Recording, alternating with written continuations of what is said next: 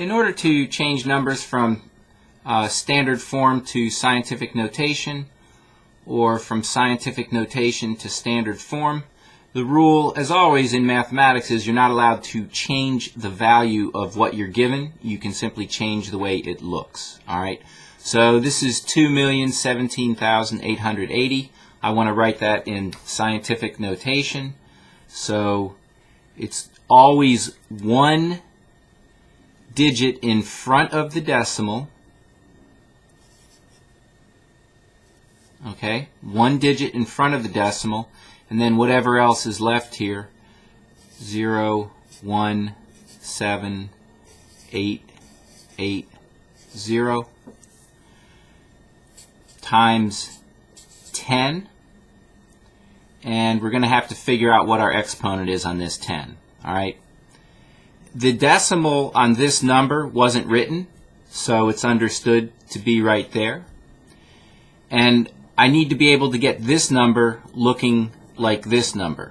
Okay, I moved the decimal this far over, so here I'm going to tell people how far back they need to put this decimal in order to get back where we started. Okay, well, the thing to do is figure out how far you moved it. I moved it 1, 2, 3, 4, 5, 6 places. So if I multiply this number times 10 to the 6, it'll be right back where it was, right? That would move it 6 places right back to there. Okay, so this number written in scientific notation is right there. Tackling the next one. Number 31, your decimal is already there. Okay, so I'm going to write it as one digit in front of the decimal, right? And then I've got 0, 5, 4, 8, 7 times 10, and I need to figure out my exponent. Well, how far did I have to move it? It was here, and now it's sitting right behind this first 5, so I moved it 2 places. So I need to tell people when they're reading this how to get from here back to the original number. You would have to move the decimal 2 places, so that would simply be 10 squared. Okay. On number 32, you're starting with a very small number. Okay. The first step is always the same, going from standard form to scientific notation. I write this number with one digit in front of the decimal, and then what would I be left with? A 4 and a 4 times 10, and I need to figure out my exponent here. Okay, well, to put a decimal here, I had to take this one and move it 1, 2, 3, 4 spaces. Okay, so I need to tell people if they want the original number, they're going to have to move this decimal 4 spaces to the left. And the way I really hang on to this, I don't think much about left and right. I just think about this being a very small number, and you always have negative exponents when you're talking about small numbers. I don't advise using left and right because it's so easy to get that backwards in a test situation. Okay, if you move down to these next couple, 35 and 36, we'll take a look at them. Notice there's already a decimal here, and this tells me how far to move it. Alright, so 10 to the 4th is, just so you understand this, 10 to the 4th is really a 1 with 4 zeros. Alright, so that's 10,000. If I multiply something by 10,000, I'm going to move the decimal 4 spaces. So rather than go through all this, you just take the shortcut. This tells you to move the decimal 4 spaces. So we'll have 8, 7, 5, 8, 9. And the decimal was here, so it's going to go, I'll do this in 2 steps. It was here, and I move it 1, 2, 3, 4 spaces. Now it's right there. So just maybe so that number is a little more clear.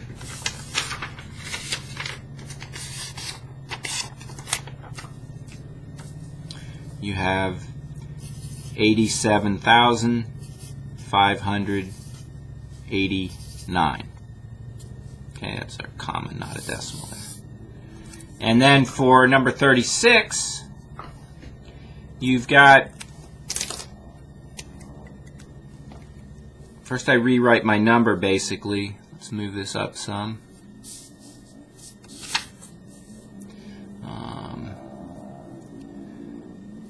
3603, and this is times 10 to the negative 5. So again, these negative exponents are associated with very small numbers. So the exponent, it was here, the decimal was here, and it needs to move to the left 5 spaces. 3, 4, 5.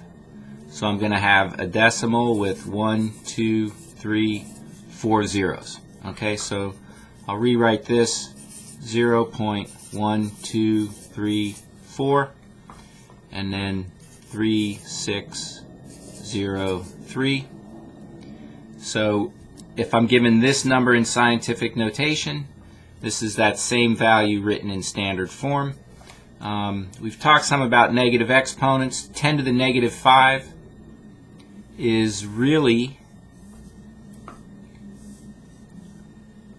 1 over 10 to the 5, right? Now it's not negative anymore, which is really 1 over 1 and then 1, 2, 3, 4, 5. So you can see I'm basically dividing by a large number, and that's why this number is so tiny. I think I'll leave it at that. And we're going to do one more, number 39. Here again we're just plugging in a value for x. So what I encourage you to do is rewrite the expression. Wherever there's an x, I'm going to put parentheses.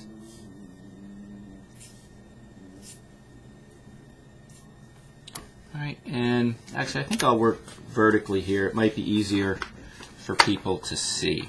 Okay, so I'll just work straight down the page. Okay, I'm not going to use those. So right where there's an x, I'll put parentheses. For this x, I'll put parentheses, and I'll bring down everything else. Alright, so this 2 that's the coefficient, sitting right there. This 2 that's an exponent is sitting up there, plus 3 plus 6. All right, so I've rewritten this expression identically, except there are parentheses where the variables were sitting. All right, and they tell me that x is -1, so I'll plug in a -1 and a -1. Okay, I've preserved the meaning of what is here, and now it's in a form that's easier to calculate. I'm going to take care of exponent before multiplication. Okay, this is 2 sets of parentheses. -1 times -1 is a +1, and I'll just bring everything else down.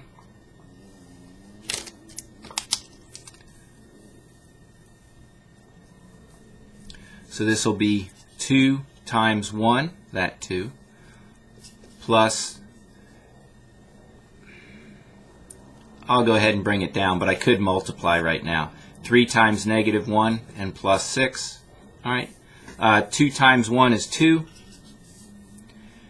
I'm going to say +3 times -1 is -3, and just bring down the plus 6. All right. And again, I included this positive sign. So I said +3 times -1 is a -3. To me, that's an easier way to go about it. If you don't want to consider that a +3, you could say, I don't see how you'd really do it, but 3 times -1 would be a -3, and you'd have to bring that positive down. But I just call it, I use up the sign in the multiplication. And there's the result. To me, it's an easier way to read it.